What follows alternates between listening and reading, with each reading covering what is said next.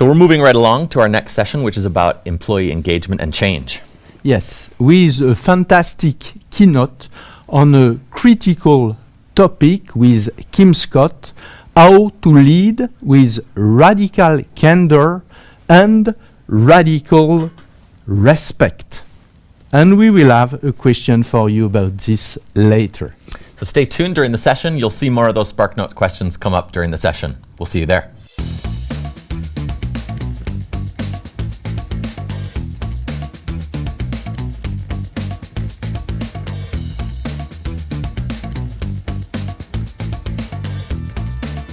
Hi everyone, I am delighted to introduce our first session of the day dedicated to the HR challenges faced by organizations. How can we encourage employee engagement, individual and collective well-being, and organizational performance? How can we promote change in an area that demanded so much? Before a roundtable with HR leaders from major organizations, I would like to introduce our exceptional keynote speaker, Kim Scott.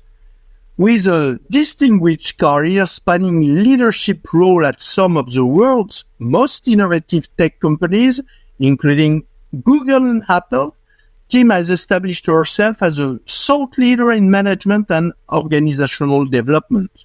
As a co-founder of Candor Incorporated, she has dedicated herself to helping teams achieve their best work by fostering a culture of honest communication and mutual respect. Kim is an acclaimed author of Radical Candor. I have to say that I have loved this book. Be a kick-ass boss without losing your humanity, a New York Times and Wall Street Journal bestseller, and of a new book which is also amazing, Radical Respect, How to Work Together Better, which will be at the heart of our conversation today, and I think Kim has just been released. Yes. With her extensive experience as a CEO and a coach to some of the most successful executives in Silicon Valley, Kim brings a wealth of knowledge and a proven track record of driving organizational success. Welcome, Kim. We are honored and very excited to have you at the Human Advantage Conference and to have the opportunity to talk with you about how to lead with radical candor and radical respect. Thank you so much. I'm honored and thrilled to be here. Great. Thanks, Kim. I want to start our conversation with a topic that interests every leader and manager within organizations and is really central to your book, Radical Candor. We're going to talk about that one first because I think a lot of our audience will be familiar with that book. So, how can one be a great boss who inspires their team and helps everyone produce their best work for the benefit of the organization, but also for themselves? So I guess my first question on that, Kim, would be, could you first tell us about the purpose and the management philosophy, let's say, behind the idea of radical candor? Sure. Radical candor is all about caring personally and challenging directly at the same time. And when you can do both of those things, you can help yourself stay centered, you can build great relationships, and you can fulfill your responsibilities as a manager to create a culture of guidance, to build high-performing teams, and to get stuff done, last but not least. Yeah, right. And so, you emphasize that importance of caring personally while challenging directly. Can you explain how leaders can effectively balance those two things, which I think at first can feel maybe in conflict with one another, and what could be some practical steps that people could take? Sure. So I think that we often have this false dichotomy in our heads where we have to choose between being a jerk but being really successful or being nice but not being so successful. And that is not a choice that we have to make. We can be really fundamentally kind. We can care personally and challenge directly at the same time. Probably the best way to explain what I mean by that is to tell you a quick story, and then I'll give you the steps. Is that all right? Sure. That'd be great. So early on in my career, when I had just joined Google, I had to give a presentation to the founders and the CEO about how the AdSense business was doing. And I walked into the room, and there in one corner of the room was one of the Google founders on an elliptical trainer, stepping away, wearing toe shoes and a bright blue spandex unitard, super tight. Not what I was wanting to see in the room. And in the other corner of the room was the CEO doing his email. It was like his brain had been plugged into his machine. So probably like most people, I felt a little bit nervous. How was I supposed to get their attention? Luckily for me, the AdSense business was on fire. And when I said how many new customers we had added over the last couple of months, the CEO almost fell off his chair. Why'd you say this is incredible? Do you need more marketing dollars? Do you need more engineering resources? So I'm feeling like the meeting's going all right. In fact, I now believe that I am a genius. And I walked out of the room after the meeting was over. I walked past my boss, and I was expecting a high five, a pat on the back. And instead, my boss says to me, why don't you walk back to my office with me? And I thought, oh, wow, I messed something up in there, and I'm about to hear about it. And she began not by telling me what had gone wrong, but what had gone well in the meeting. Not in the feedback sandwich sense of the word, but really seeming to mean what she said.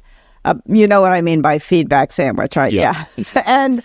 And eventually she said to me, you said a lot in there. Were you aware of it?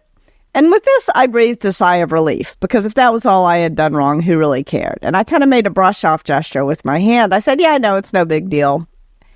It's just a verbal tic. And then she said to me, I know this great speech coach. I bet Google would pay for it. Would you like an introduction?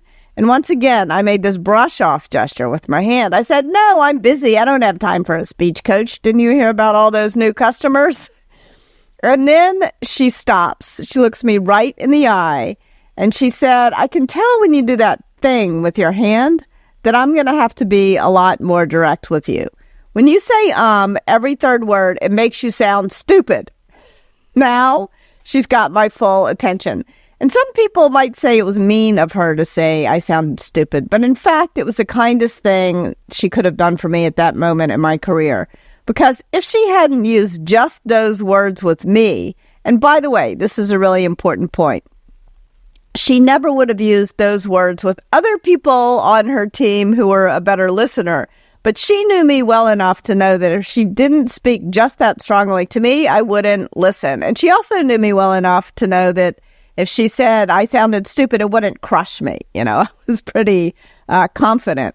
And so when she said that to me, I visited the speech coach, and indeed, she was correct. I literally said every third word. And this was news to me because I had been giving presentations my whole career.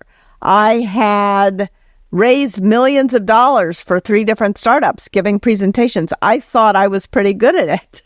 It was almost like I suddenly realized I'd been marching through my whole career with a giant hunk of spinach between my teeth, and nobody had the common courtesy to tell me that it was there. And this really got me to thinking, why, first of all, why had no one told me, but also what was it about my boss that made it so seemingly easy for her to tell me? And that was when I thought about her management style. It really boiled down to these 2 things: care personally and challenge directly. So that's sort of an example of radical candor in action. How can you put it in action too? That was your question? Yeah. So I think there's an order of operations to radical candor. You want to start by soliciting it. You don't want to dish it out before you prove you can take it. Then you want to give it both praise and criticism, but not in the feedback sandwich kind of way. And last but not least, you want to gauge how it lands. So you want to get it, give it, gauge it. And by gauging how it lands, what I mean is most of the time the other person will say, thank you for telling me. But sometimes they might be sad or mad. And if they're sad or mad, that's your cue to move up on the care personally dimension. And so other times they might do to you what I did to my boss. They might brush you off. And then you've got to keep going out on the challenge directly dimension like my boss did. But first and foremost, solicit feedback. You want to make sure that you're creating an environment where the people who work for you know that they can tell you what they really think, and that if you're messing up, that they will give you a heads up. Be just as direct with you. That's great. Kim, there's a new book out. There's new research. I'm going to pass it over to Eric to start talking a little bit about your latest book. Yeah, Kim, following the big success of Radical Candor, you have introduced Radical Respect. What inspired you to write this new book, and why do you think implementing a work environment of radical respect is so critical? Well, if you don't respect the people who you work with, you're not going to care personally about them, and you're not going to challenge them directly. So in many ways, Radical Respect is sort of the prequel to Radical Candor. Should have been the first. Yeah, exactly. Exactly. Sometimes it takes a while to figure things out. And when I'm talking about radical respect, I want to say that respect has two different definitions. One is something I have to earn. I have to earn respect for my writing skills by writing a book, for example. I don't get that automatically. But there's another definition of respect, which is about unconditional respect. This is the regard that we owe each other for our shared humanity. I owe it to each of you to have regard for who you are, for your backgrounds, for your emotions, for you as human beings. And it's that kind of unconditional respect that I'm talking about in this book. It's so important to have. And I feel like in the world today, we don't always show it. So it's more important than ever. And the reason why I wrote this book, if you write a book about feedback, which Radical Candor very much was, you're going to get a lot of it. And indeed, I did. And hands down, the best feedback that I got came from a colleague of mine. She and I had worked together for the better part of a decade, and then she became CEO of a tech company in San Francisco. And she invited me to come in and give a talk to her company, and I was excited to do it because she's a person I like and respect enormously, and she's one of too few Black women CEOs in tech or in any other sector. And so I went and I gave the talk, and when it was finished, she pulled me aside and she said, "Kim, I'm excited to roll out Radical Candor. I think it's going to help me build the kind of innovative culture that we need to succeed. But I got to tell you, it's much harder for me to roll it out than it is for you." And she went on to explain to me that when she offered anyone even the most compassionate, gentle criticism, they would call her an angry Black woman. And as soon as she said this to me, I knew it was true. And I realized four things at the same time. And these four things became sort of the organizing principle for radical respect. The first thing that I realized was that I had failed to be the kind of colleague that I imagine myself to be, that I want to be.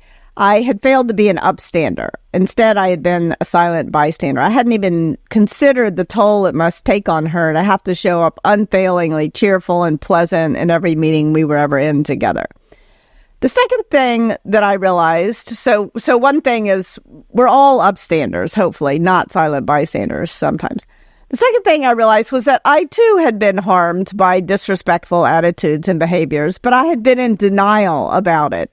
I had pretended that these things weren't happening, I think because I never wanted to think of myself as a victim. So as a person who was the recipient, and we all are on the receiving end of disrespectful attitudes and behaviors sometimes, I had often failed to choose a response. And by failing to choose a response, I had lost a sense of agency, and that I couldn't afford to do.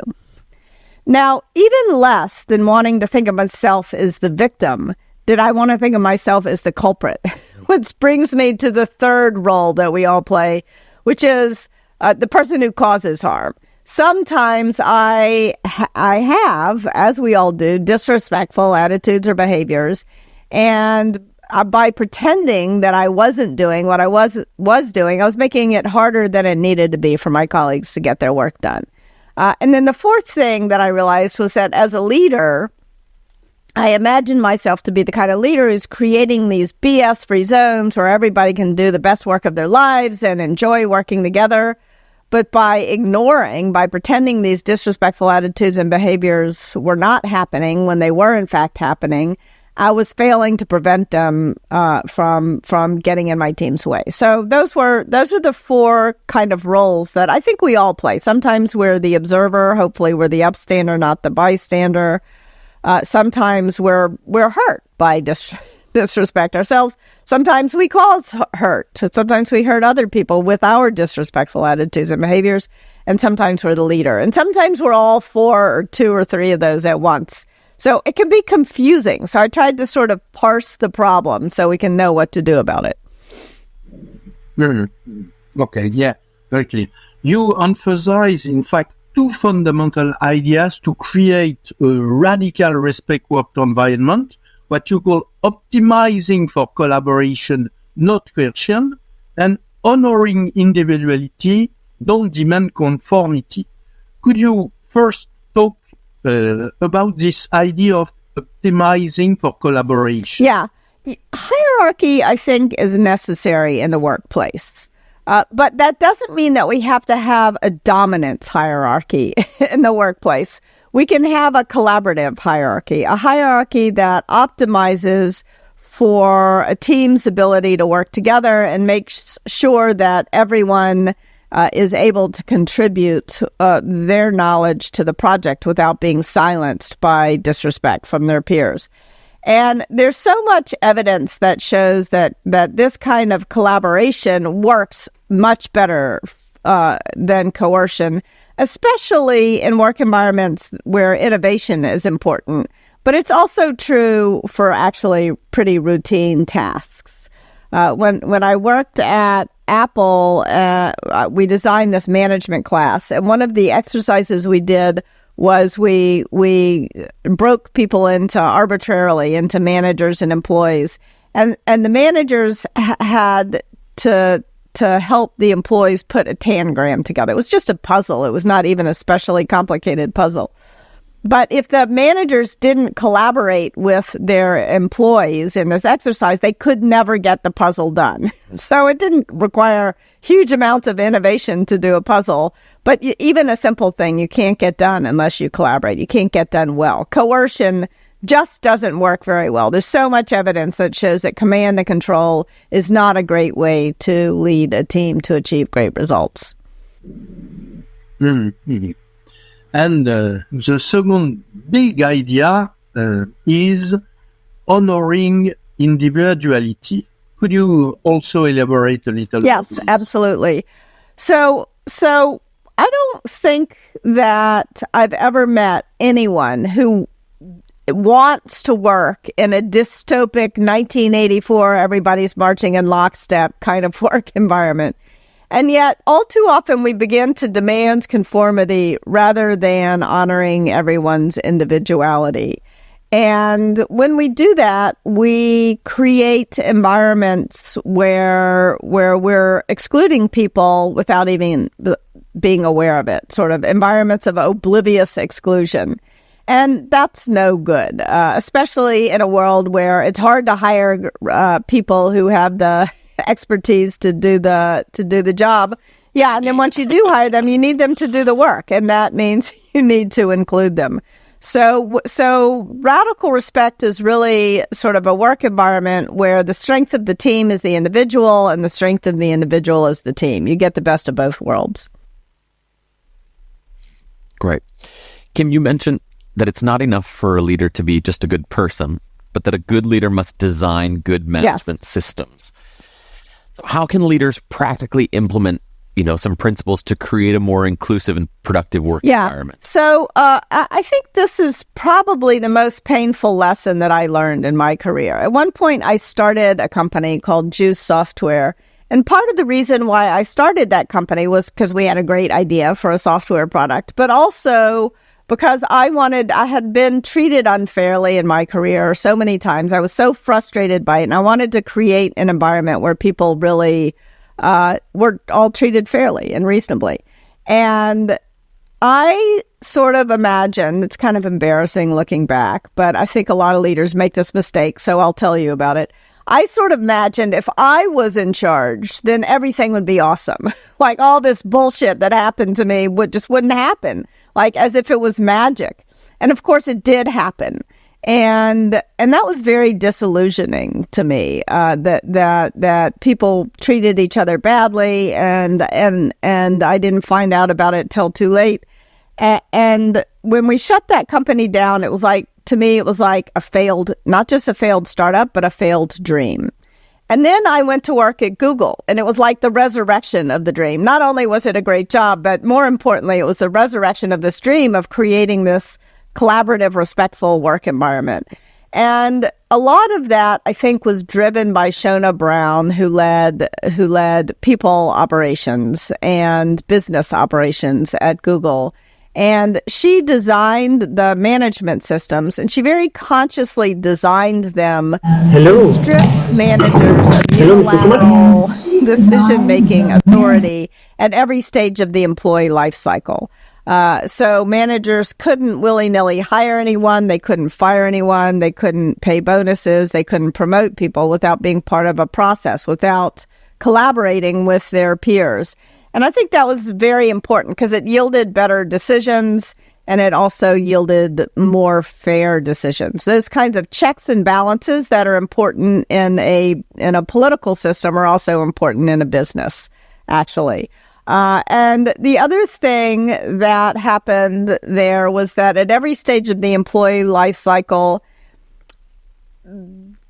Google measured bias. They tried to they measured what mattered. And so they would make sure that they weren't bringing in, a homogenous group of people to interview, that they were interviewing a diverse set of people. And then they looked at who they made offers to, and they made sure, again, that the expected representation, if it didn't translate to offers, was questions. Like they looked at the way that the interview process was handled, and they did more, fewer like, are they googly questions that are like super culture fit, and instead they did skills based, not just interviewing but tests, actually, so you didn't even see the person's identity. And then in terms of who got promoted, in terms of looking at pay, they would cut the data very data driven, cut the data by. And I'm not saying it was all perfect at Google. It was not, despite this, but it was the best place I had ever worked anyway. So it was a step in the right direction anyway. So those are some of the things. I think the other thing that is really important, and this is, you may not be a leader who is in charge of designing your management systems, but something that every leader can do is they can begin to disentangle bias, prejudice, and bullying. Because if we think about radical respect, we all want radical respect, I think, and yet it so often doesn't happen. So what gets in the way? And there's a million things, but I'm going to boil it down to 3: bias, prejudice, and bullying. And sometimes we conflate bias, prejudice, and bullying as though they're the same thing. And then the problem can seem monolithic and insoluble. But I'm here in Silicon... Yes, and it's generic, and what do you do about it? But I'm here in Silicon Valley, and we love to solve big problems here. So I'm breaking the problem down into its 3 component parts. And I'm going to offer some super quick definitions for bias, prejudice, and bullying. Bias is not meaning it. That's all. It's unconscious. When I'm talking about bias, I'm talking about unconscious bias. Whereas prejudice is meaning it. Prejudice is a very consciously held belief, usually incorporating some kind of unfair and inaccurate stereotype. And bullying is not about belief, it's about being mean. So bias is not meaning it, prejudice is meaning it, and bullying is being mean. And once you begin to break the problem down, then we can talk about what you can do about it. Okay. I'm conscious of time. I want to also talk about the importance of creating an internal culture of consent, something you talk about in Radical Respect. Could you explain what you mean by that, and how can we achieve this culture of consent in the workplace? A culture of consent is basically a shared understanding that if I want to touch you, I need to know whether or not you want me to touch you in that way. And if you don't, I don't touch. And if I don't know, I don't touch. That's it. It's not that complicated. And I think one of the things that we can do at this moment in time is, now that we're back in the office, not completely, some of the time we're getting back together in person, we can apply this to the simple handshake. After COVID, there are some people who will never shake another hand again, and there are others of us who want to return to the way things were. I don't get to, if you don't want to shake my hand, I don't get to insist that you shake my hand, you know? And so just learning to ask, you know, handshake or elbow, but like or wave, you know, there's a lot of different ways we can greet each other. And I think if we begin to be sort of rigorous about a culture of consent around something that is as low stakes as a handshake, then it will be easier when it comes to more complicated interactions. Yeah, great. And Kim, do you have any kind of just brief example of a success story or a case study from an organization where you've either been involved or you've witnessed them effectively, you know, implement the principles of radical respect, where you've seen it really? Yeah, I mean, there is no company of any big size that is monolithic. It tends to happen, this kind of radical respect tends to happen at the team level. And it happens on teams where there's good collaboration between the leaders and the individual contributors and everyone in between. This is not radical respect is not something that can be top-down mandated. It really is a collaboration between leaders and upstanders and people harmed and people who cause harm. And I think the places where it has worked the best, they've been able to hold people who cause harm accountable without going on the attack. You know, they've been able to be respectful in confronting disrespect. Because if you find that someone is demanding conformity and you know, saying things about some other group at work or some other individual is bullying some, sort of fighting fire with fire does not work. You know, you can't respond to bullying with bullying. You've got to respond to someone who bullies others by holding them accountable, but also having some respect for that person. Why are they doing this thing? What can you do to help them change their behavior? And that's where radical respect works best, when there's a shared commitment, up, down, and sideways. Yeah. Kim, I mean, you make a good point there, right? It's so easy for us, I think, to look at books like yours and many other books like this and think, this is something leaders need to read and leaders need to make. And leaders do need, they do need to, that's right. And then you kind of point out three different, I don't know what the word is, audiences or targets. It's not really groups of people, because I think we all play all these roles. Yeah. Like sometimes I receive bias and sometimes I dish it out, unfortunately. We all have our biases. Sure. Yeah. And so if we think about those three roles, right? Sometimes you witness some sort of inappropriate behavior, some sort of behavior that's just not conducive to the way the business wants to, or the organization wants to run. Sometimes you experience it, you know, it is done to you, the bias is applied to you, or the bullying is applied to you, or you might have been the person who has exhibited bias, or you have, you know, been prejudiced. Thinking of those three roles, any simple advice for our audience, if you're in each role, about how do you try to pull things back around to an environment of radical respect? So let's start with the hardest, at least for me. The thing that is hardest for me to recognize is when I'm the one who has caused harm, when I'm the one who has exhibited bias or prejudice or bullying. Because I feel ashamed. I mean, that's not what my intentions, but of course my intentions don't matter. What matters is the impact I'm having on others. So in that moment, what I try to tell and by the way, like, I think a lot of people feel ashamed. I don't think I'm alone in that. And when we as human beings feel ashamed, our executive function shuts down and our lizard brain steps up. And it's hard to respond at your best when your executive function is shut down. So in order to wake my executive function back up and to manage my own feelings of shame, I say to myself, ACK. That's 5 A's and a C. And what does that mean? Just going through this checklist can be sort of helpful.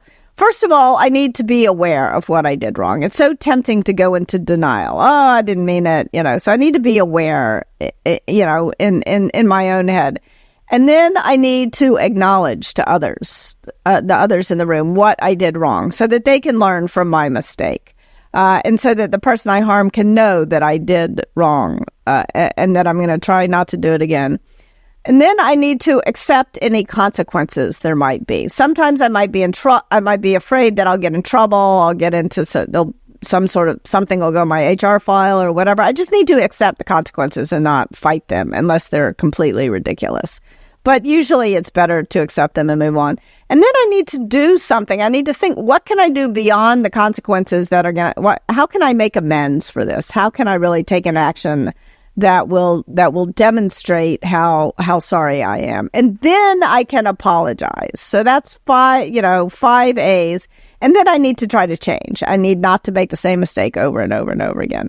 So those are some thoughts. If you find yourself in the uncomfortable role of having caused harm, don't deny. That is, that's just going to ensure that you make a bigger problem next time until you finally make a problem that's so big it's really going to get you into trouble. If you are the person who is harmed, I think it's important to choose a response. It is tempting to default to silence. But as I mentioned before, when I've done that in my career, then I begin to feel like I've lost my sense of agency. And that is not something any of us can afford to lose. So I'm not saying you have to speak up every time. And I'm not going to say be courageous, because sometimes it doesn't make sense to speak up. But choose your response. Make sure that you're in charge of your response, no one else. If you are the upstander, I think you have an obligation. You don't get to choose a response. You have an obligation to intervene in some way. Even if you don't feel like it's the right thing to do to intervene directly in the moment, you can always check in with the person who was harmed later. That is actually very helpful, because the person harmed often feels sort of gaslit by the situation because nobody comes and talks to them. So you can always intervene in some way. And then as the leader, it's really your job to prevent bias, prejudice, and bullying from destroying your team's ability to get things done. And this is tricky because bias, prejudice, and bullying are inevitable. So your job is to prevent the inevitable as a leader. Congratulations. That's why you get paid the big bucks. But you want to, at the very least, recognize them and prevent them from happening again, so that you and your team are not experiencing the same problem over and over and over again. Mm-hmm. Great. Eric, I'll pass it to you. Yeah, Kim, unfortunately, we are already close to the end of our conversation, but I would like to ask you one final question, maybe a very important one. How can leaders, because we have a lot of leaders in our audience, integrate the principle of radical candor and radical respect to create a kind of holistic approach to leadership? Well, we offer a bunch of different resources. We've created talks and workshops, online courses. So visit us at radicalcandor.com, and we'd be happy to help you do just that. Yeah. Yes, of course. By reading. I assume you're going to read the book. I was going to say. We also have a. I was going to say, Kim, should they read Radical Candor first or Radical Respect first if they haven't read one of your books already? Radical Candor is easier. So even though Radical Respect comes, first logically, I think emotionally, Radical Candor is the place to start. And then read Radical Respect. And you can also we have a podcast, which you can find, called Radical Candor, where we talk about both Radical Candor and Radical Respect. So check out the podcast as well. Excellent. Thanks so much, Kim, for joining us today. Again, we really encourage the audience to grab those 2 books and listen to Kim's podcast. This is a great segue to our upcoming roundtable with some HR leaders. Thanks, Kim. Thank you so much. Go forth and work together better.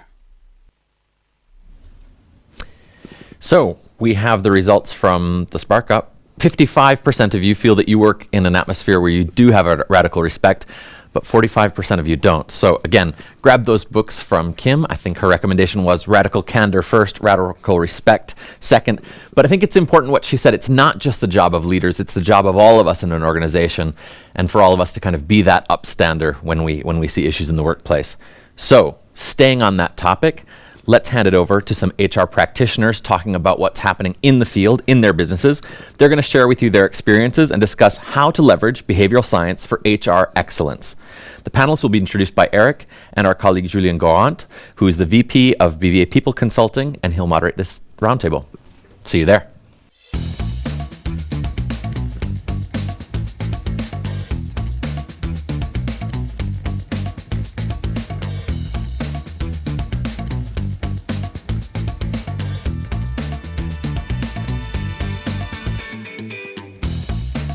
Bonjour à tous, je suis ravi d'introduire la première table ronde de The Human Advantage que nous allons animer avec Julien Goarant. Julien est vice-président de BVA People Consulting. C'est un expert des défis auxquels sont confrontés, il y en a beaucoup, les directions des ressources humaines. Nos invités sont Nathalie Levy Lafon, qui est directrice RH siège et marché chez LACOSTE, Frédéric Thoral, directeur RH chez BNP Personal Finance, et Antoine Ferrere, Global Head of Behavioral Data Science, Risk Compliance chez NOVARTIS.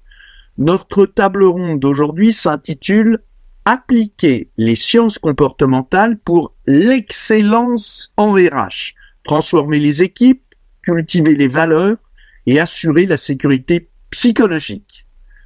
Bienvenue Nathalie. Bienvenue Frédéric et Antoine, et Julien, c'est à toi. Merci beaucoup Eric. Effectivement, nous allons, et bonjour Nathalie, Frédéric et Antoine, nous allons essayer de relever ton défi donc sur appliquer les sciences comportementales pour l'excellence en RH. Alors, nous sommes ensemble, c'est vrai, avec des cheminements, des parcours qui peuvent être différents, mais on est réunis par au moins un fait, c'est celui sans doute d'avoir croisé, chacun à sa manière, les sciences du comportement. Et je pense que pour introduire cet échange, j'ai envie de vous demander en quelques mots comment vous pourriez raconter votre rencontre, comment la rencontre, votre trajectoire a croisé cette étrange et passionnante discipline. Alors, Nathalie, si vous acceptez d'ouvrir cette discussion, c'est à vous que je poserai en premier la question. Est-ce que vous pourriez nous partager les conditions de cette découverte ? Avec grand plaisir, donc bonjour. Ma rencontre avec les sciences comportementales finalement est assez récente puisqu'elle date de 2021. C'est dans mon expérience précédente au moment où je rejoignais la maison Aigle en tant que DRH de la marque. C'était un moment où cette entreprise était en pleine transformation. Elle venait juste de passer société à mission avec un engagement RSE très très fort et en plein cœur de la stratégie de la marque. Et à ce moment-là, on était encore dans le Covid, on avait une réalité d'équipe assez dispersée avec une forte activité en Asie et notamment en Chine, une activité aussi importante en Europe, mais des équipes très déconnectées les unes des autres.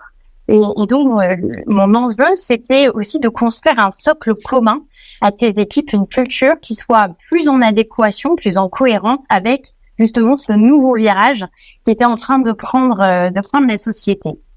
Et j'avais vécu dans mon expérience passée, bien sûr, la mise en place de valeurs, mais qui avait été menée de manière très top-down, réfléchie en champ par le COMEX, déployée massivement comme une campagne de communication. Et là, je me disais, j'ai très envie de le faire différemment. J'ai envie de le faire avec plus d'authenticité. J'ai envie que ces valeurs, elles viennent des collaborateurs, qu'on soit dans une approche bottom-up et pas du tout top-down. Donc, je réfléchissais à qui pourrait nous accompagner finalement dans cette démarche pour qu'elle soit plus authentique. Et BVA Nudge travaillait déjà avec nos équipes marketing sur tout ce qui était compréhension des clients, insights, etc. Et c'est dans ce cadre-là, du coup, on s'est rencontrés avec les équipes de BVA Nudge et j'ai découvert vraiment l'univers des sciences comportementales que je ne connaissais pas avant. Merci beaucoup Nathalie. Effectivement, c'est une rencontre qui ressemble un peu à la mienne quelque part, ma rencontre avec Eric. Alors, au-delà de votre expérience à vous, vous concernant spécifiquement Antoine, est-ce que vous pourriez vous livrer au même exercice? Est-ce que votre récit ressemble à celui de Nathalie ou en quoi est-ce qu'il diverge? Merci Julien et premièrement ravi d'être ici et merci pour l'invitation. Effectivement, on a tous des trajectoires un peu différentes et la mienne, comme celle de nombreuses carrières, elle n'est pas linéaire, elle est aussi en zigzag. Mais il y a quand même un fil rouge. Alors ma formation initiale, j'ai fait une école de commerce, puis après j'ai fait 10 ans de transformation d'organisation, surtout dans un contexte qu'on appelle de business services, de insourcing, outsourcing, inshoring, offshoring. Et je me suis rendu compte au bout de 10 ans finalement que l'ensemble de ces transformations d'organisation, de bouger les différentes boîtes sur les slides, d'essayer de faire un petit peu de top-down, de design d'organisation, finalement on était un petit peu revenu au point de départ et donc il manquait quelque chose. Et à ce moment-là, donc c'était il y a à peu près 12 ans, 14 ans, je suis revenu un petit peu à ce qui m'a toujours plu, je parlais de fil rouge, et avant de faire mon école de commerce, j'étais vraiment intéressé d'une part par la psychologie, et d'autre part par l'économie.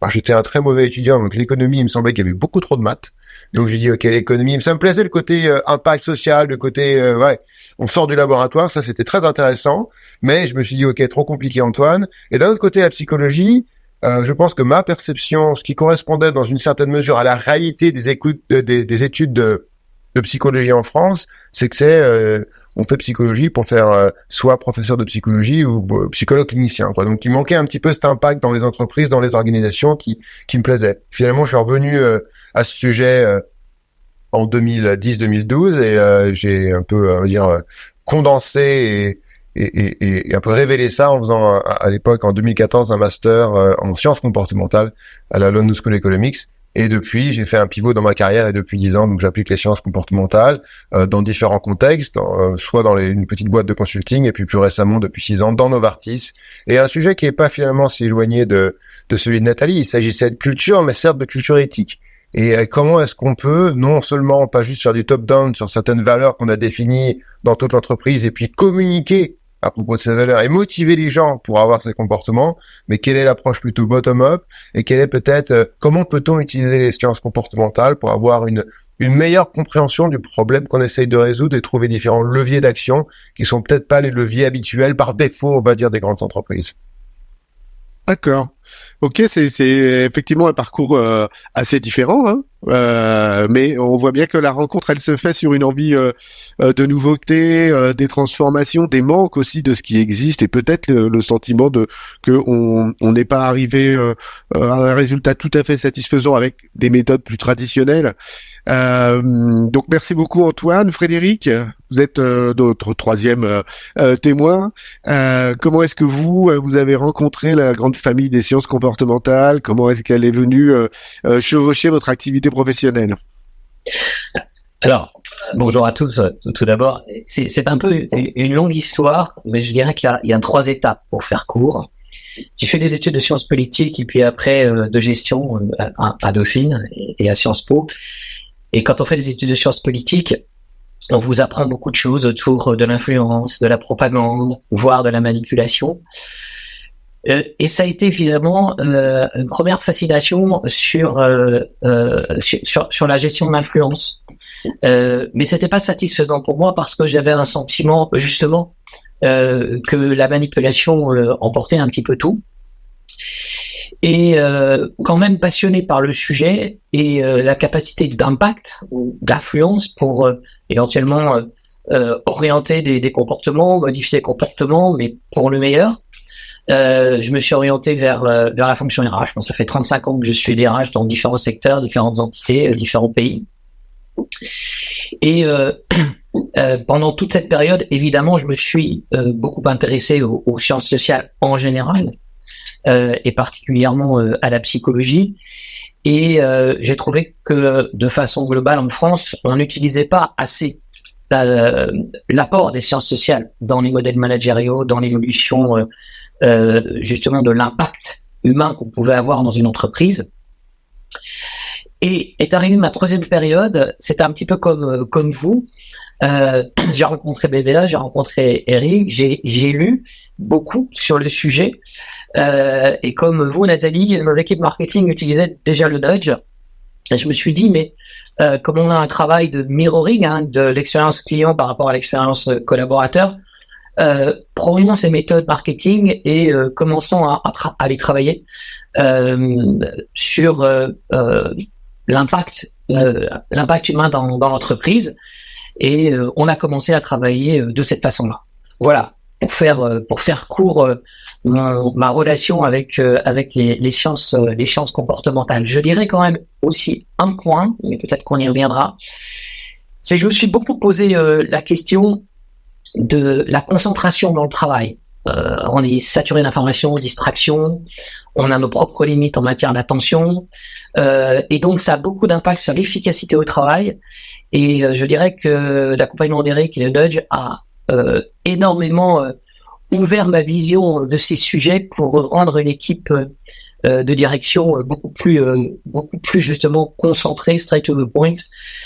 Désolé pour les anglicismes. Et c'est aussi un sujet particulièrement intéressant pour la gestion des dirigeants.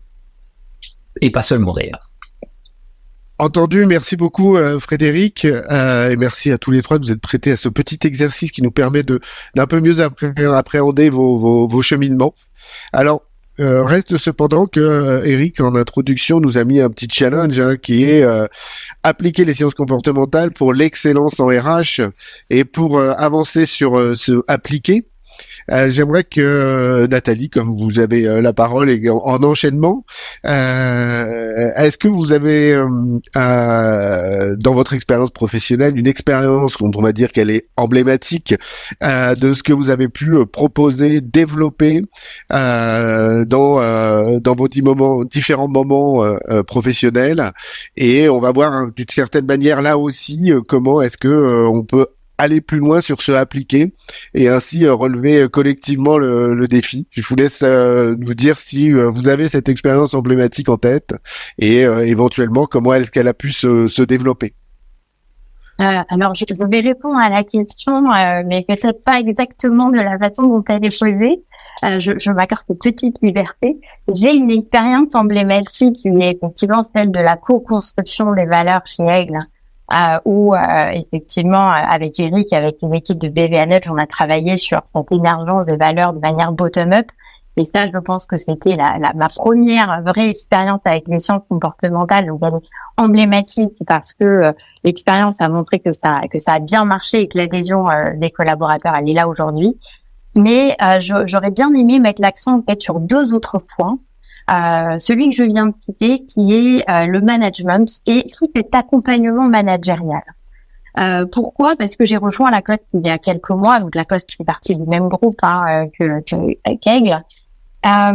Et lorsque je suis arrivée, les valeurs avaient été repensées quelques mois auparavant, même deux ans. Donc elles étaient déjà là. Très cohérente, très liée à l'ADN de la marque, à son histoire, en lien avec le sport. Donc voilà, une vraie quelque part une vraie symétrie aussi avec qui est avec tout le storytelling vis-à-vis des consommateurs et cette symétrie des intentions dont vous parliez aussi tout à l'heure, je m'y inscris complètement. Mais donc ces valeurs installées, et après comment est-ce qu'on fait pour les faire vivre au quotidien? Et donc, c'est le cas par le biais de la formation, c'est-à-dire qu'il y a une formation managerial behaviors. On a traduit les valeurs en comportements managériaux qui sont attendus dans l'entreprise. On forme systématiquement l'ensemble des managers qui rejoignent l'entreprise à justement ces managerial behaviors. Elles sont évaluées dans les entretiens de fin d'année. Donc, il y a une vraie cohérence et elles sont réutilisées aussi dans tous les éléments de langage quand on vient parler de n'importe quel process de management. On s'appuie systématiquement sur les valeurs et ça fait partie maintenant d'un langage commun.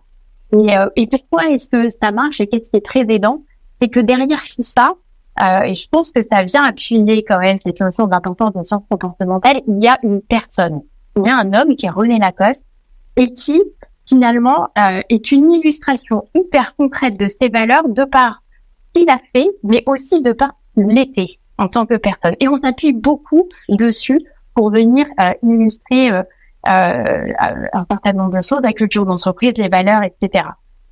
Donc pour moi, c'est un point important sur ce point du management comme étant emblématique.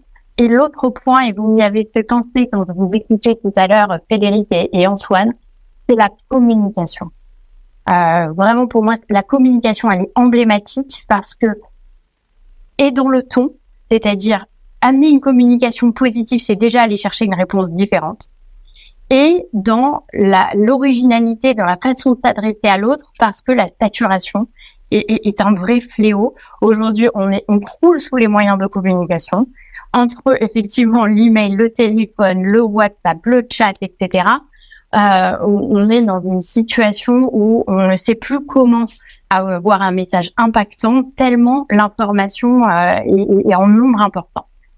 Donc, je crois que cette question de la communication et de comment est-ce que positivement on pèse chaque mot du message qu'on envoie pour aussi aller chercher d'abord de la participation, tout simplement une réponse, parce que quand il y a trop, finalement on finit par plus avoir de réponse. Et puis comment est-ce qu'on va aller chercher une réponse qui va dans le sens quand même de ce qu'on attend, c'est-à-dire une réponse positive. Voilà.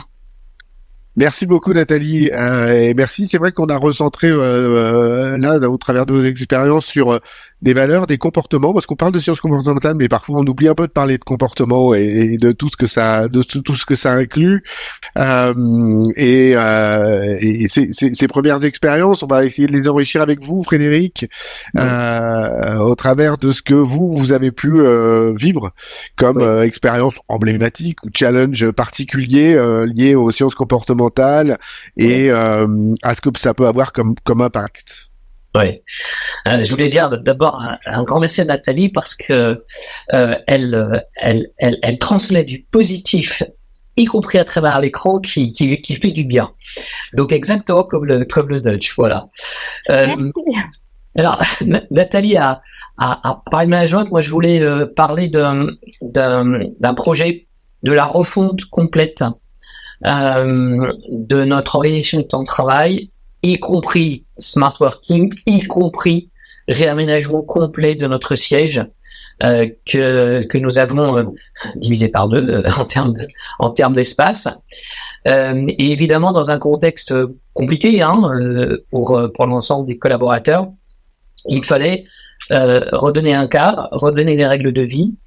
Ça c'était le contexte, et nous avions deux gros objectifs, établir les priorités suite au dispositif d'écoute que nous avons mis en place, d'ailleurs avec les supports des sciences comportementales du nudge, et les règles de vie que nous souhaitions adopter au travers de cette massive réorganisation de l'environnement de travail, des conditions de travail, du temps de travail, avec aussi des accords sociaux évidemment qui allaient en parallèle et de pair. Donc un objectif important dans un moment difficile pour l'entreprise, améliorer l'environnement du travail et la concentration des collaborateurs, retrouver l'engagement, retrouver effectivement une dynamique de perspective dans ce cadre-là. Donc nous avons travaillé sur les comportements observés, nous avons travaillé sur les comportements voulus, donc les règles de vie que nous souhaitions, les obstacles au changement et les objectifs que j'ai déjà évoqués, avec des formats nudge, avec effectivement des textes, des collants, des messages vraiment empruntés à des citations, des films, musique connus du grand public, qui touchaient en fait les collaborateurs, qui touchaient à chacun. Donc ça fait sourire et en même temps ça marque immédiatement. Voilà, je voulais vous donner juste un ou deux exemples sympathiques, un petit peu au hasard, il y en avait beaucoup. Un exemple, que la force soit avec toi, pour un espace de travail, pour quitter la bulle si tu n'es plus en réunion, ou libérer la bulle, un petit geste pour moi, un grand pour mes collègues, des choses comme ça. Et en fait, on a construit tout ça avec les collaborateurs, ce qui les touchait, films, musique, etc. Et finalement, des mots simples qui donnent tout de suite des évidences pour des gestes simples. Et dans les objectifs, on avait aussi tout un travail autour de l'environnement, mais cette fois-ci pas l'environnement du travail, la relation à l'environnement, être acteur de l'économie de l'énergie, parce qu'on utilise beaucoup d'énergie, des écrans, des données, des gestions de données, etc. Et on a travaillé de la même manière sur un certain nombre de messages. Donc beaucoup de solutions, à la fois IT pour l'environnement, espace de travail pour les collaborateurs, règles de vie au bureau pour la relation du collectif.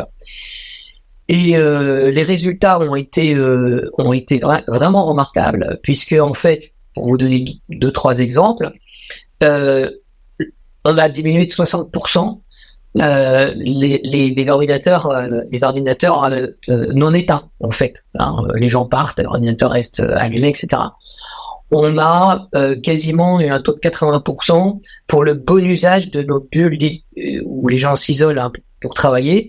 Les gens avaient l'habitude de leur prendre quasiment comme leur bureau. En fait, 80% des collaborateurs ont un comportement vertueux en laissant effectivement les bulles affectées à un travail, on doit s'isoler, à d'autres collaborateurs en fonction des besoins.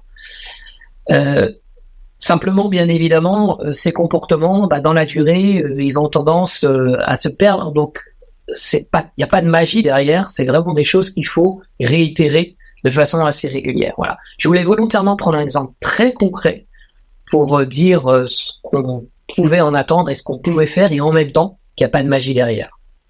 Merci beaucoup Antoine, pour finir, et peut-être en centrant les choses toujours sur ces expériences problématiques, et peut-être la question de l'impact, de la mesure, de la manière dont les sciences comportementales ont pu faire évoluer les choses. Je vous laisse carte blanche. Carte blanche, c'est parfait. Eh ben, je vais parler de quelque chose d'assez extensif que l'on a fait avec des exemples très concrets, mais c'est vraiment nos amis anglophones l'apprécieront. C'est vraiment le flagship, le projet emblématique qu'on a travaillé, qu'on a lancé avec mon équipe il y a déjà 4 ans dans le cadre d'une refonte du code d'éthique. Alors, c'est pas une problématique RH, mais finalement, c'en est une, parce que qui dit code d'éthique, dit culture éthique, qui dit culture éthique, dit culture, de toute façon. Et toutes ces problématiques s'entrecroisent, s'entrevoient, et donc, via ces projets, évidemment, on a travaillé, et on travaille encore de façon très proche des ressources humaines, bien évidemment. Et donc, tout partait d'une question initiale, je donne un petit peu le contexte du projet, qui est de dire, tiens, on a eu le vent des sciences comportementales, c'est intéressant, on a besoin de quelqu'un pour nous aider à opérationnaliser ce truc-là. On sait pas trop comment faire. On a entendu parler de système 1, système 1, système 2, des nudges, des bias. Ça a l'air très sympa. Il y a eu 2-3 petites expériences qui nous ont été montrées. Mais comment est-ce qu'on fait dans le cadre de la refonte de notre code d'éthique, du lancement d'un nouveau code d'éthique avec lequel on veut faire de la co-création? C'est des éléments qu'on a abordés précédemment. Et donc, moi, j'ai attendu ça en disant, mais quel est le problème que vous essayez de résoudre de façon concrète? Quels sont les comportements que vous voulez changer?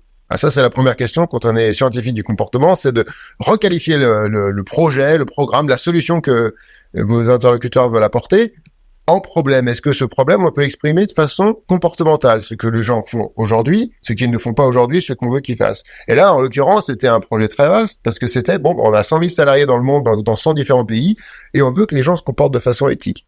Ah, d'accord. Et là, il faut commencer à tirer la pelote et dire, mais qu'est-ce qu'on sait aujourd'hui des comportements non éthiques? Qui fait quoi? Ou quelles sont les réactions des salariés quand ils voient quelque chose qui est non éthique? Est-ce qu'ils parlent à leur manager? Est-ce qu'ils parlent à légal? Est-ce qu'ils parlent à la compliance, au RH? Qu'est-ce qu'on sait de tout ça? Et donc, une fois qu'on a posé le problème, on a fait un questionnement sur les comportements, on s'aperçoit 9 fois sur 10 très rapidement qu'on n'a pas forcément les éléments pour répondre à ces questions. Et donc là, le projet qu'on a lancé, c'est de dire, on va faire un programme pour mesurer et influencer de façon positive les comportements éthiques. Et donc, on a lancé une grande enquête sur les sciences, sur l'éthique, basée sur les sciences comportementales, donc un truc assez complexe, avec différents tiroirs qui s'ouvrent en fonction des réponses des candidats, assez long, mais designé de façon naturelle, qu'on a lancé à toute l'entreprise après avoir fait un pilote pour la première fois en 2020. On a eu à peu près 30 000 réponses. 30 000 réponses à 60 questions. Vous imaginez les données qu'on a. Et l'enquête était basée en 2 parties. Une partie plutôt l'ensemble des perceptions des salariés, basée sur ce qu'on sait des sciences comportementales. Donc il y avait différents concepts, la sécurité psychologique, la confiance, loyalty, etc., le niveau d'indépendance que ressentent les salariés pour faire leur travail, la pression qu'ont les salariés pour réaliser leurs objectifs, etc., etc. Ça, c'était une première partie de l'enquête. Et la deuxième partie, c'était la partie plutôt comportementale. L'année dernière, combien de fois est-ce que vous avez vu quelque chose qui vous semblait non éthique? On peut remplacer non éthique par une autre problématique que vous avez. D'accord. Vous avez vu 1, 2, 3 fois. Qu'est-ce que vous avez fait en particulier? Comment est-ce que vous catégoriseriez ce type de comportement? Avez-vous parlé à votre manager? Ah, vous avez parlé à votre manager. Qu'est-ce que vous avez fait? Comment est-ce qu'il a réagi? Comment est-ce que vous êtes ressenti? Et donc, vous imaginez l'ensemble de la profondeur des données qu'on a. Et on a commencé à faire des croisements, à essayer de réfléchir quels sont les types de perceptions qui vont influencer le type de comportement. Et donc là, on s'est rendu compte, tiens, ce qu'on savait déjà de façon intuitive, on l'a validé, que psychological safety, la sécurité psychologique, c'était un facteur un peu plus que corrélatif, pas complètement causal parce que il s'agit d'une enquête, mais un peu plus que corrélatif, qui va influencer le fait que si oui ou non les gens vont lever le doigt, parler et aller voir leur chef, aller voir leurs amis, aller voir quelqu'un quand ils voient quelque chose qui n'est pas éthique. Et donc on a identifié, grâce à cette approche, grâce à ces données générées, et ça faut pas oublier, les sciences comportementales, ça permet de générer des données, générer de l'évidence qui peut être utilisée. On a pu voir, tiens, dans tel pays, c'est tel levier, dans tel pays, c'est tel levier. Il y avait tout un tas de leviers différents. Et après, la question, et je vais essayer de faire court, c'est donc de dire, qu'est-ce qu'on peut faire? Une fois qu'on a fait tout ça, la mesurer et de façon objective et de façon valide, finalement, c'est la partie simple du travail. Mais qu'est-ce qu'on peut faire? Et là, on rentre typiquement dans une problématique de gestion du changement des comportements des managers, des salariés. On s'est beaucoup appuyé sur les managers parce qu'ils ont un levier un peu plus important que certains salariés, parce qu'ils vont designer l'espace pour leurs équipes, les comportements de leurs équipes. Et comment est-ce qu'on peut influencer ce comportement des managers pour que la probabilité que quelqu'un qui voit quelque chose qui n'est pas tout à fait éthique et qui en parle à son manager augmente un petit peu. Donc on a travaillé notamment, comme tu l'as dit, Eric, dans l'introduction avec Amy Edmondson, pour faire ce qu'on fait dans la pharma, ce sur quoi notre business est basé, des études randomisées en double aveugle avec un groupe placebo ou un groupe contrôle, de voir, on va faire une petite intervention ici. Et attention, l'intervention, elle est super simple. C'est super simple. On a dit, cher manager, on avait à peu près 900 équipes dans le monde, c'est à peu près 10 000 personnes, et on a randomisé ces différentes équipes dans 3 différentes conditions. Une condition, c'est le groupe contrôle, où on leur dit, vous faites partie d'une étude sur les habitudes des managers, point barre. Et une deuxième, c'était plutôt une intervention pour dire, tiens, la prochaine fois que vous avez une réunion en face à face avec un de vos salariés, peut-être employer ces mots-ci, peut-être commencer la réunion de telle façon, en leur parlant, en leur disant, c'est un temps qu'ils ont pour eux, ou peut-être en abordant les différentes barrières qu'ils ont à faire face. Et puis on va voir, on mesurera au fur et à mesure, avec les données qu'on récupère, quelle est la probabilité, qu'est-ce qui change dans la sécurité psychologique de ces salariés. Et c'est là on s'est aperçu, avec une toute petite intervention, qui est simplement un email bien designé, bien fait, on s'est rendu compte qu'il y avait vraiment un impact sur comment les salariés se sentaient dans cette équipe et leur propensité à rapporter des problèmes, qui est essentiel pour l'éthique, mais qui est essentiel partout, c'est essentiel pour le business. Si on a une mauvaise idée, on veut que nos salariés nous le disent. Et donc, voilà, c'est tout un programme. Cette étude, on l'a fait tous les ans, on va faire tous les 2 ans. Et donc, le point principal, le point le plus compliqué qu'il ne faut pas sous-estimer, c'est grâce à ce programme sur l'éthique, on a aussi le problème majeur, c'était comment est-ce qu'on développe un nouveau langage. On parlait d'éthique dans 90 pays différents par 80 présidents de pays différents. Quels sont les outils qu'on leur donne pour en parler différemment? Oui, certes, on va parler d'intégrité et de la valeur, mais comment est-ce qu'on en parle? Quels sont les leviers? Et aujourd'hui, on arrive à avoir, dans de nombreux pays, cette compréhension intuitive au niveau des comités de direction sur quelle est la culture éthique, qu'est-ce que ça veut dire et quels sont les moyens qu'on en a. Et ça, c'est vraiment la chose qui prend du temps, mais qui est pas très compliquée. Pas très compliqué, j'adore cette conclusion. Ça a l'air tellement simple comme ça. Non mais c'est vrai que les questions de sécurité financière, sécurité psychologique sont vraiment très importantes dans l'adoption des comportements. Et là, ça le souligne très clairement. Et c'est aussi un élément qui est intéressant à souligner dans cet échange. Alors, en 2 tout petits mots. Qu'est-ce qui, selon vous, quel est le conseil que vous donneriez à un DRH aujourd'hui ou à n'importe qui et qui voudrait se lancer dans les sciences comportementales? C'est-à-dire, quel est le conseil que vous pourriez donner à vos pairs pour que, s'ils se lancent, ils trouvent très vite le bon levier qui leur permettra d'avoir un échange positif, un retour positif et de pouvoir s'engager dans une démarche de ce type. Alors, commençons par vous, Antoine, parce que vous venez de finir, vous êtes chaud. Et ensuite, Nathalie et Frédéric. Mais alors, très court, parce que, comment dire, voilà, on se comprend. Alors, mon message est très simple. Il faut définir un programme sur 5 ans. Non, je plaisante. Effectivement, il s'agit de trouver la bonne situation et le bon type de comportement à impacter. Et généralement, essayer de trouver un problème qui est assez simple, assez tranché, où on a beaucoup de données sur les comportements, où c'est très clair quel est le comportement qu'on veut influencer. Donc pas forcément des problématiques de culture, de valeur, mais quelque chose de très concret. S'assurer que c'est un comportement qui a un volume assez important dans l'organisation, Okay, vous puissiez essayer d'avoir suffisamment de données pour influencer, et faites une petite expérience, envoyez peut-être 2 emails différents, faites 2 interventions différentes, et mesurez l'impact, et commencez là. Et après, une fois que vous avez un certain résultat, vous pouvez construire là-dessus, mais c'est vraiment trouver le type de problème qui se prête clairement à une intervention simple, mesurable, un nudge, comme on dit, et je pense que c'est un bon moyen de commencer, et à ouvrir l'appétit, si j'ose dire, aux différents stakeholders et dirigeants qui vont ensuite investir ou non dans ce type de méthode. Entendu, merci beaucoup Nathalie. Votre opinion sur cette manière d'ouvrir l'appétit? Moi, je dirais qu'adopter les sciences comportementales, c'est changer d'approche. Comme disait Antoine, je trouve que les sciences comportementales, c'est très très puissant dans l'accompagnement du changement, à condition d'avoir des idées très claires sur la cible que l'on veut atteindre, et donc d'avoir quand même une vision de là où on veut aller. À partir du moment où on a cette vision, je pense que vraiment ça peut être très très aidant sur l'approche et la façon d'y aller. Donc c'est dans ce changement d'approche. Et si j'ai un conseil, très très humblement à donner, c'est d'explorer, parce que le champ des possibles est tellement large que je pense qu'il faut tester, il faut explorer dans toutes les actions du quotidien, dans les grands projets comme dans la vie de tous les jours.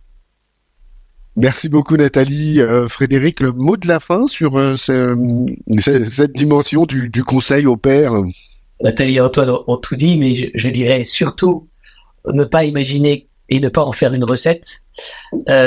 Tester sur des actions, des projets extrêmement pratiques, pragmatiques, avec qui peuvent permettre de donner une vision immédiate du résultat.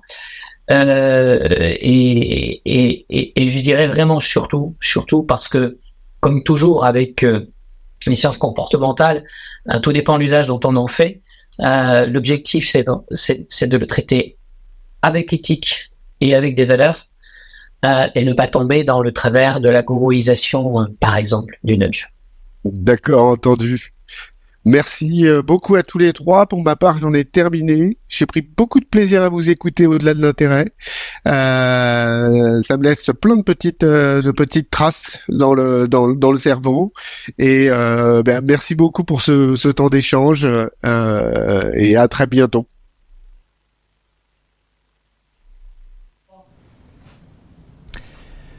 So, another interesting roundtable. Very quickly, I want to check in with Adrien, who's doing our sketch notes. Adrien, give us an update. Where are we? Well, it was a challenge to capture everything. Obviously, I tried to focus on a few key ideas. Maybe this one about radical candor, personally challenging directly, maybe pointing some flaws in your reasoning.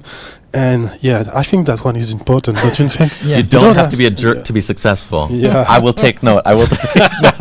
Thanks, Adrian. We'll be checking in with you throughout the day. Great. Thank you.